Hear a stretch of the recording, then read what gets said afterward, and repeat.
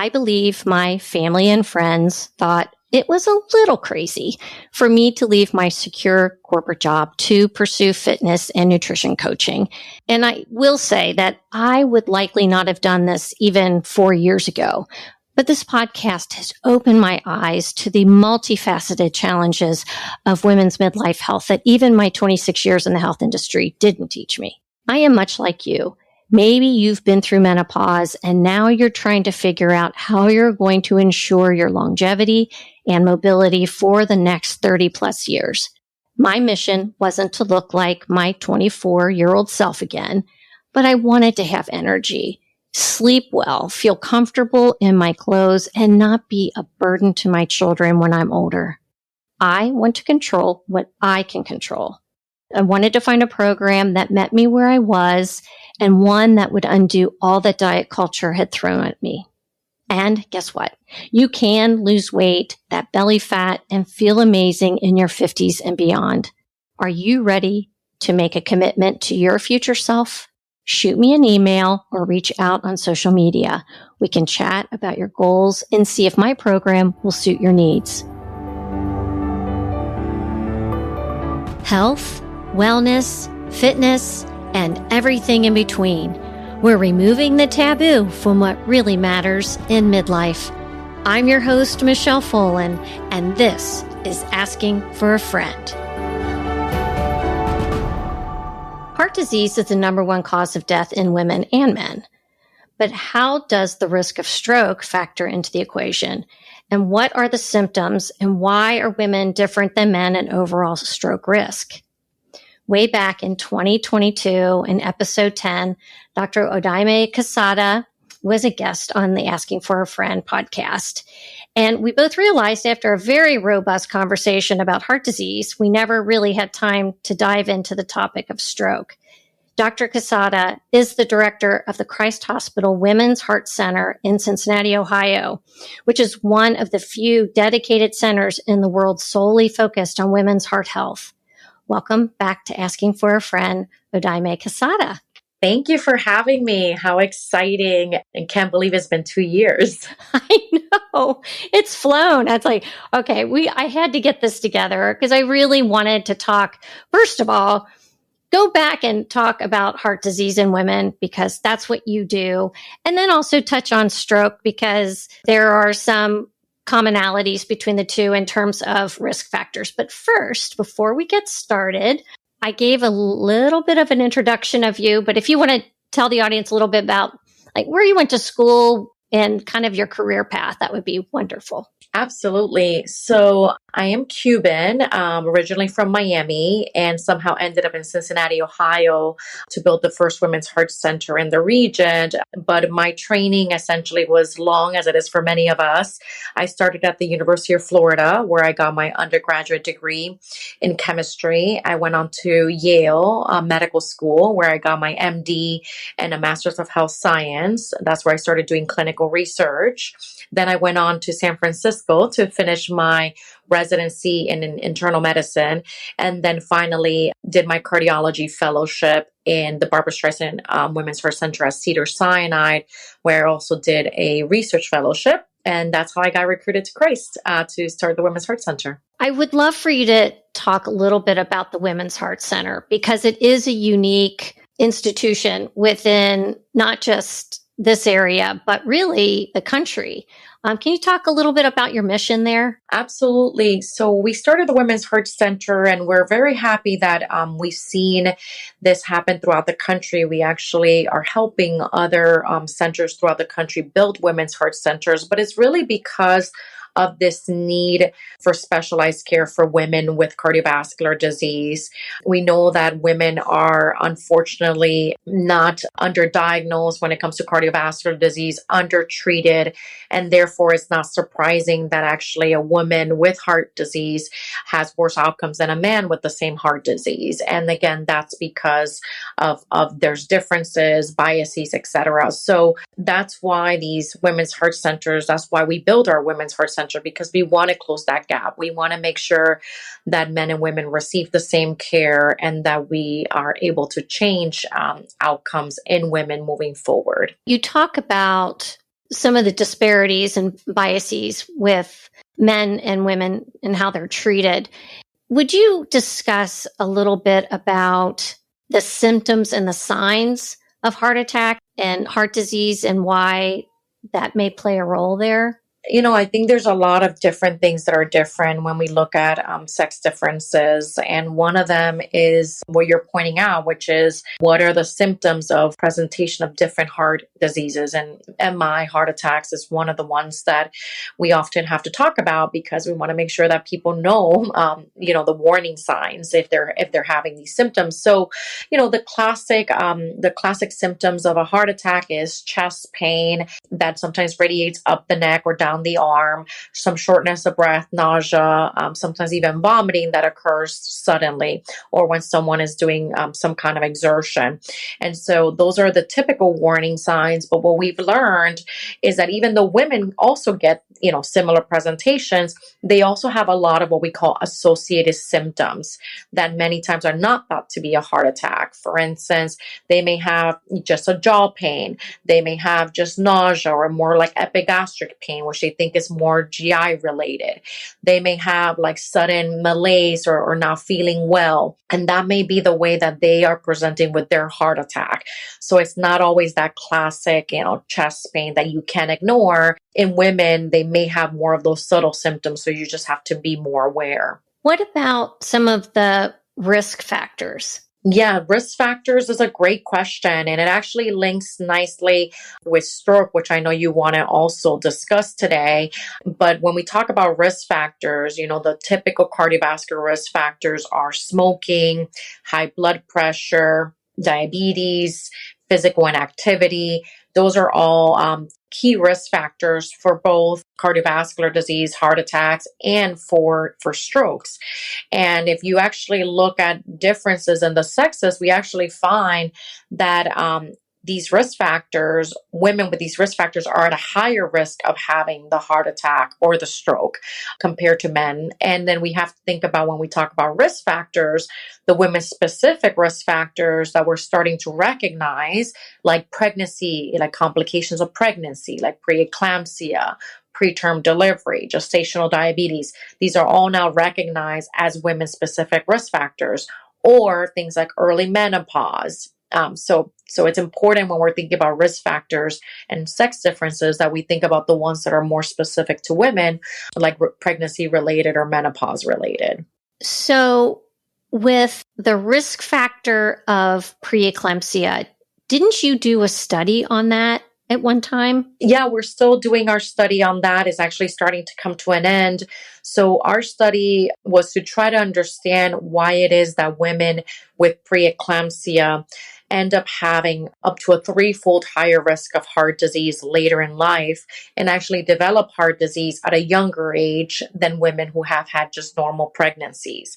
And so, yeah, this is a study that we're still working on, and we're trying to understand why they're at this higher risk. One of our theories is that these women during the time of the preeclampsia develop some damage. There's damage that happens to the little vessels of the heart, or even what the heart goes through to accommodate that high blood pressure, that then essentially doesn't just completely resolve, but lingers all the way until they're, later in life, 40s, 50s, to really start showing the signs of the heart disease. But they go silent, unfortunately, and that's why these women think that they're okay, but they're really at a higher risk, especially of high blood pressure. So that's why it's so important for women with these blood pressure issues in pregnancy to know that they're at a much higher risk of developing high blood pressure. That sometimes is just silent and never, and undiagnosed for lots of years. Yeah, because you could have high blood pressure and not even know it, right? It's the silent killer. I mean, they really call hypertension or high blood pressure the silent killer because you can have it and not know it for so many years, and that's what leads to really high risk of heart attacks, strokes, heart failures. I mean, you name it. Dr. Quesada, does heredity play a role in any of this? Absolutely. We can't forget that there are certain risk factors that are hereditary. For instance, there's familial hyperlipidemia, which is a genetic disorder where there's really high cholesterol. And these are families where unfortunately they're having heart attacks and strokes in their 30s and 40s, really high cholesterol levels. There's also a lot of familial and genetic cardiac diseases that we're starting to learn about, different cardiomyopathies, which are issues of the muscle of the heart, like hypertrophic cardiomyopathy is just one example. So yes, we're learning more and more that there are a lot of diseases that do have a genetic link. Well, you know what? And I've had this conversation with another doctor that, there's the genetic heredity and then there's the lifestyle heredity. That's true. Some of those lifestyle, maybe sometimes not so great habits that we adopt from our parents. So there's that too. Absolutely. You made a comment about early menopause and the prevalence of heart disease in those women. Was it because of the lower amount of estrogen at that point? Do we think there's a correlation there? There probably is. So we know that early menopause increases the risk of cardiovascular disease, and that's actually now made it into as one of the risk enhancers in our guidelines when we're trying to risk stratify someone for future cardiovascular disease. We use the ASCVD risk score, the atherosclerotic cardiovascular disease risk score. And essentially, we take we put it in a calculator, different measures, age, blood pressure, different risk factors, and we're actually able to get a percentage. And then we're able to risk stratify patients by that percentage. But then we have these risk enhancers, which help us know, in addition to the percentage, what things make this person a higher risk.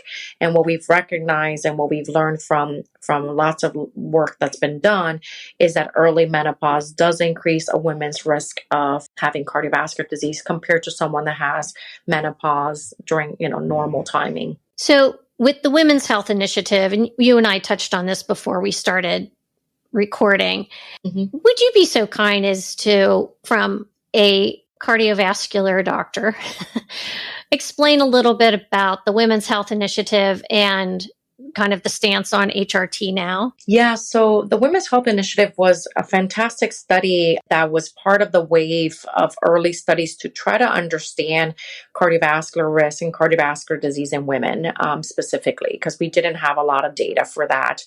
And then they looked to see whether giving hormone replacement therapy would help reduce the risk of cardiovascular disease. And the reason that made sense was because, to your point, when we see that women go through menopause and they lose estrogen, their risk increases significantly. So of course it made sense, like, wait, what if we replace it, right? Would we reduce this women's cardiovascular risk? But what they actually found, which was not what they expected, and the reason the study got cut off early, they actually found that there was an increased risk of cardiovascular events in the women that were taking the hormone replacement therapy. So that's why hormone replacement therapy for cardiovascular prevention is a big no-no since that study publishes results. Now, the reality is that currently our HRTs that we're using have a much lower content of estrogen. And so what we need is new studies to help us understand what is the risk of the current hormone replacement therapy that we're using. And there's a lot of great work that's being done right now, and I have colleagues doing this kind of work. But the guidelines are really based on the data that we do have. So right now, the data that we do have tells us that if the ASCVD risk of someone is less than 5% and they've had recent menopause and they have low risk for cardiovascular disease, then no problem. Green light when it comes to being on HRT. If someone has an ASCVD risk score between 5 and 7%, and then they have other risk factors like diabetes, smoking, hypertension that's not controlled, obesity, etc., then they are in this yellow. They usually think about the different lights. Then they're like kind of on that there is risk, but you have to have a conversation. Maybe this is someone that we shouldn't consider being on HRT. Maybe we should consider progesterone only. If we're talking about not so much hormone replacement therapy, but more like for birth control. And then the red light people that we really shouldn't be using, birth control that contains estrogen or HRT are patients that have an ASCVD risk greater than 7.5 or anyone that actually has known cardiovascular disease. So right now, these are our guidelines. So since it's been 2 years since we spoke, I was wondering if you had any new data to share on cardiovascular risk in women. We've had a very busy 2 years. I'm very excited to share. We had a publication in Hypertension Journal this past year, and this was in Latina women from the study of Latinos, which showed that women with preeclampsia were at a higher risk of having abnormalities in their heart structure and function. And so again, this alludes to what we talked about earlier, which is that preeclampsia is an important risk factor for future cardiovascular disease and actually affects the heart structure and function, even in asymptomatic women. So that was a very exciting study. We had another really exciting publication where we looked at heart attacks with open arteries. And we actually found that patients with heart attacks and open arteries actually have the same risk of death at 5 years than patients who have heart attacks with obstructive disease, meaning blockage of the large arteries that requires a stent. Historically, we've thought that if someone has a heart attack with open arteries, that's a much lower risk heart attack. We don't have to really worry about it. And this actually happens more commonly in women. And so this was a really exciting publication in the last few months that showed that, no, we need to worry about these heart attacks too. Wow. So, that seems very counterintuitive. So what are you thinking? Why is it that these patients, well, it turns out that patients can have heart attacks and have open arteries. And it could be a number of things that can cause that. It can be because they had a plaque that caused a blockage, but by the time they go looking, it went downstream. So the damage is still being done. It can be from a dissection of the coronary artery that's not observed initially. It can be from spasm of the coronary arteries. So there's a lot of other issues that happen that can cause a heart attack, even when there's absence of blockage that requires a stent. Okay. My audience is mostly, I would say, 50 years old and plus. In regard to risk, how does risk go up year over year when it comes to heart attack risk in women? Yeah, so there's a lot of changes that happen as women and men get older. And unfortunately, blood pressure goes up, especially after menopause, which is an important risk factor. The incidence of other risk factors, diabetes, obesity, physical inactivity. All the things that are risk factors start going up with age, which is why we see that increase in the risk and the increase in these events happening as people get older. So I would say that's the problem, or that's the reason. Now, I think the more important piece is how do we prevent this? How do we keep ourselves cardiovascularly young or cardiovascularly healthy, right? Mm-hmm. And it really has to do a lot with, and one thing that I am always talking to all of my patients about, and I take the extra 5 minutes of every visit, is to talk about the importance of exercise. I can't emphasize enough how important that is. And as you know, as people get older, that's where the knee problems come into play, and all the joint problems start coming into play. And I always say, well, if you need that knee surgery so you can be able to do my 30 minutes a day, 5 days a week, then I approve that knee surgery, right? Yeah.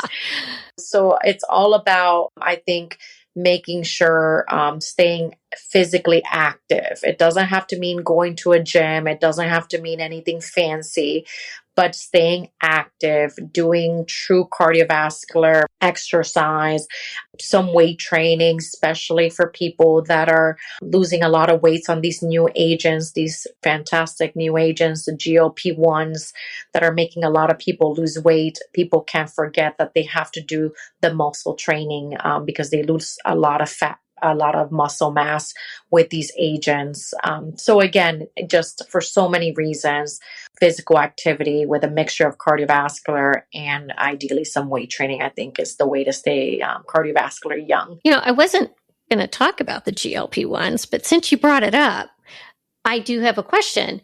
Are there reductions in cardiovascular risk with those drugs? Absolutely. Yes, there are. More and more studies are coming out that are showing that these new drugs that were originally approved for diabetes and then found to reduce, be significant weight loss drugs and are now getting approved just for weight loss, even in patients without diabetes. More and more studies are coming out showing their different cardiovascular benefits. And I guess it goes hand in hand with if you lose weight, that can lower your risk. If you lower your metabolic syndrome, whatever, right? And blood pressure, for instance. I mean, we know that when people lose weight, I've been having to down titrate hypertension medications. And then, of course, all the cardiometabolic components, the sugar levels, all of that goes down too. So yes, that's why we see a lot of those benefits that go beyond just the glycemic effects of the drugs. So you counsel your patients on exercise. What kind of diet counseling do they get? Yeah, in terms of diet, the diet that I recommend is the diet that has the most data, which is the Mediterranean diet and the low salt diet. Essentially, the DASH diet and the Mediterranean diet, especially in combination, is what's recommended by the majority of us cardiologists, just because it has been shown to reduce cardiovascular risk factors and even events. Okay. I do want to talk a little bit about stroke and kind of the risk factors of stroke and how and if there's any correlation between heart attack risk. Yeah, I mean, the reason that there's so much overlap, and many times when we say cardiovascular disease, strokes are added to the mix. So many times that fits under that umbrella. Sometimes it doesn't, but it's really because the risk factors are essentially the same. I mean, it's high blood pressure, hypertension is the number one risk factor, smoking, diabetes, obesity. Again, all of very similar to what I just said before about the risk factors for heart attacks. And so that's why there's so many similarities. And if you think about what's happening in a heart attack and what's happening in a stroke, again, there's a lot of similarities. So in a heart attack, what happens many times is that there is plaque in the coronary arteries that essentially dislodges, and or it's, think of it as a pimple that pops and then closes off that vessel, right? There's a clotting cascade that happens and forms a clot, and that clot pretty much doesn't allow blood flow to go down the coronary artery. The heart doesn't get any blood, and those cells die, and that's what a heart attack is. The most common cause of stroke is very similar. You have a plaque that dislodges from the artery in the neck or somewhere in that vascular tree, and then essentially that clot dislodges. It causes inability of the blood to go up to the brain, so then that part of the brain dies, and that's a stroke. So very similar things happen in both disease processes. Would you talk about the transient ischemic attack, TIA, and what happens there versus like the big one, like when you have a real stroke? Yeah, no, for sure. And that's important because a lot of times they call like a TIA, that transient ischemic attack, like the warning before the stroke. And the reason that they do that is actually because a lot of patients, like 1 in 3 patients who have a TIA, will have a stroke later on. So that's why they call it a warning sign. And actually, about half the patients who had a TIA, they'll develop a stroke that same year. So again, you don't want to ignore a TIA or just say, oh, I just had a TIA. So what is a TIA? Essentially, what it means is that there is blood flow to the brain did get stopped before a transient amount of time. And therefore, it doesn't lead to any long-standing damage or long-standing disability. That's a TIA. Versus a stroke, that clot goes up or something causes disruption of blood flow, and that is, but it doesn't go away, it's permanent. So then that causes death of whatever area was fed by that artery, and then that causes what we call the full-blown stroke. Are there risk factors that are different with men and women with stroke? Similar top risk factors. It's just about similar to what I said in heart attacks. It's just the risk factors just increase the risk for women more than men. Okay. And did you say it's because you said this before we got on the call, that women tend to live longer and so our risk is higher? Is that part of it? Yeah, so the risk, and when we talk about, men versus women and we talk about risk, I guess when we talk about like the lifespan percentage of strokes, it's higher in women compared to men, just because women usually live longer. So when we talk about, stroke has a greater percentage of death in women than men, that's in the life, over the lifespan. But for instance, if you look at younger patients, actually men have strokes at like a 3-point higher rate than women do if you're looking at, like, let's say young patients. But overall, we have to understand stroke is the third cause of death in women. So that's why we're talking about it. Heart disease is the number 1 cause of death. Stroke is the number 3 cause of death. So this is a real problem. What's number 2? Actually, it is cancer. It is cancer. But it's all cancers combined. That's why. Sometimes they separate the cancers, but when you combine all of the cancers, Okay. And I guess one thing that I also wanted to mention, again, just to kind of bring the context of how prevalent this is, we always talk about 1 in 3 women will have a cardiac event. I mean, for strokes, it's 1 in 5. So it's not that much lower. Okay. All right. And then are there any early warning signs for stroke? So I would say the TIA is definitely a warning sign you don't want to ignore. I would say that's probably the main warning sign per se. The people that have a TIA that then, are at a higher risk of having that stroke that same year or overall, that is probably the best warning sign that someone can get for that. So again, don't ignore it just because it goes away, because usually the stroke-like symptoms for a TIA are very similar. Just I don't think we talked about that. We didn't talk about like the signs and symptoms of a stroke, but essentially an acronym that the AHA uses a lot is called FAST. So it's face drooping, arm weakness, speech difficulty, and time to call 911. That's really, what they want to make sure that we all remember. But when we're talking about stroke, essentially there are some differences. Usually we think of stroke, as I said, face drooping, arm weakness, speech difficulty, vision problems, trouble walking, severe headache. These are all the warning signs and symptoms of a stroke. In women, they can have these, but they can also have, as we talked about with heart attacks, they can also have more subtle signs and symptoms. So they can have like general weakness, disorientation, fatigue, nausea, vomiting, and that may be their stroke-like presentation. So again, for women, you just have to be very aware. If you don't feel right, go get checked out. It could be the way you're presenting with a heart attack or a stroke, both of which are permanently damaging.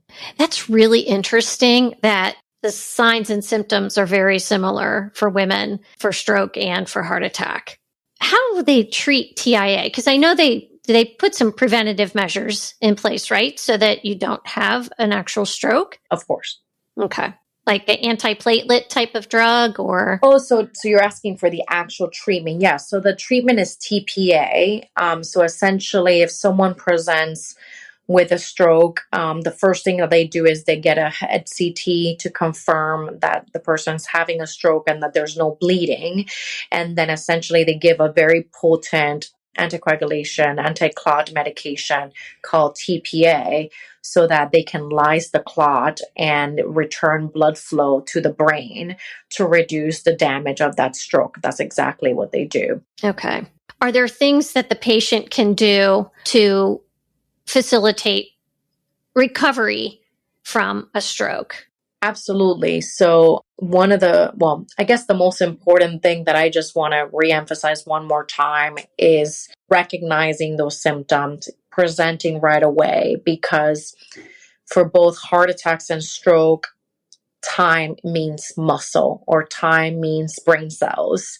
And so if someone's having these symptoms or even these other non-specific symptoms and you just don't feel right, it is really critical to go present, call 911 right away, act fast. That's why the acronym is FAST. You want to be as fast as possible.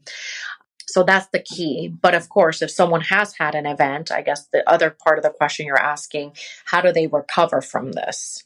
And that requires a lot of good physical therapy. So the journey to recovery depends, of course, and what is the impairment as a result of the stroke, right? Yeah. And so often what happens is the therapy is very much targeted to whatever the deficit is as a result of that stroke. But I can't emphasize enough how critical it is to do therapy the same way we send patients to cardiac rehab after they've had a heart attack. So you've been working in this arena for how many years now? I guess overall, maybe 10 now, between training and being a cardiologist. So in that 10 years, how has your lifestyle and how you take care of yourself changed? That's a good question. That's actually, I really have tried to do what I preach. I have been very adamant, despite my busy schedule and a lot of competing things for my time, that I do dedicate those 30 minutes to myself. I tell people, get a dog if you need an excuse to walk. Do whatever it takes. It's not so much it's about commitment when it comes to physical activity and exercise. It's not about waiting until you're feeling inspired. And so when I moved to Cincinnati, in California, it was very easy to stay active all year round. But when I moved to Cincinnati and then I had to deal with winters, I bought a Peloton. I bought a machine to be able to stay active throughout the winter. And so, again, whatever it is that people need to help them stay active throughout the year, I think it's important. And even my diet has changed. I am Cuban, so my diet is definitely not Mediterranean or DASH in any shape, way, or form. But I have learned that, that's Cuban food is for my cheat days, meaning the weekends. And during the week, I really try to adhere to that Mediterranean diet. And a lot of what I tell my patients, I try to adhere to it, eat as many fruits and vegetables as possible, reducing the carbs and the red meats. So I really have tried, and I wasn't like this. This has not been my lifestyle always, but I feel like over the years I've learned to adapt, because it's so important to stay healthy from a cardiovascular standpoint. My husband and I were in Miami and we went to a Cuban restaurant for breakfast. Oh my God, maybe one of the best breakfasts I've ever had. And the Cuban coffee is lights out. Right. Oh my God. I can see why it would be hard to take your whole upbringing of food and your culture and say, nope, not eating it. Sorry. Because it would be really, really difficult. Yeah, exactly. So that's why weekends exist. Do you have any other pillars of self-care that are important to you? I would say for me, different things work for different people. I value a lot of my vacation time. So for me, I find that very helpful. It's very difficult. I think the whole idea of balancing is just very hard. The reality is we just have to prioritize different things at different times in our lives, or at different weeks or different months.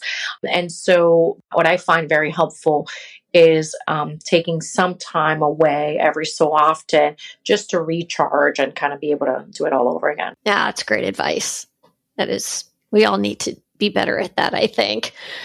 Dr. Odayme, Quesada, I would love for you to tell the audience where they can find you and the Women's Heart Center. Yeah, absolutely. So I would say the easiest way to do it is if you just Google Christ Hospital Women's Heart Center, it should easily come up on your search engine. Otherwise, I can share the website with you to share with your audience. We essentially have on our website a lot of really good information on even educational materials on risk factors in women, the different diseases that I specialize in that are more common in women, like the heart attacks with open arteries or chest pain with open arteries. So a lot of good information there too. And we actually have a Facebook group that we started recently. I don't think we had it when we had our first podcast 2 years ago, but we found that our patients really wanted a forum to be able to support each other. So we do have the Christ Hospital Women's Heart Center Facebook group now for patients. Oh, that's fantastic. I love that. And then are you recruiting for any studies right now that you need help with? Actually, we are. We're always recruiting for studies. Yes, our preeclampsia study still recruiting, meaning if women are in their within 10 years of a pregnancy, whether they had preeclampsia or even normal pregnancies within the last 10 years, we're still actively recruiting for that study. We do compensate women for their time. So please contact us if you would be interested. It's really important, us as women, and especially minority women, to be represented in research, because otherwise studies will not reflect us. They will reflect other people.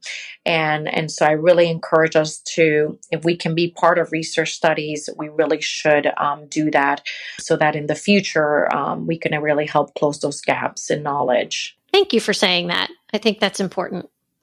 Dr. Quesada, I want to thank you for being here today and fitting me into your very busy schedule.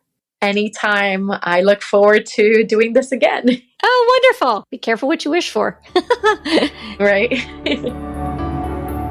I am so grateful for the ratings and reviews from our listeners.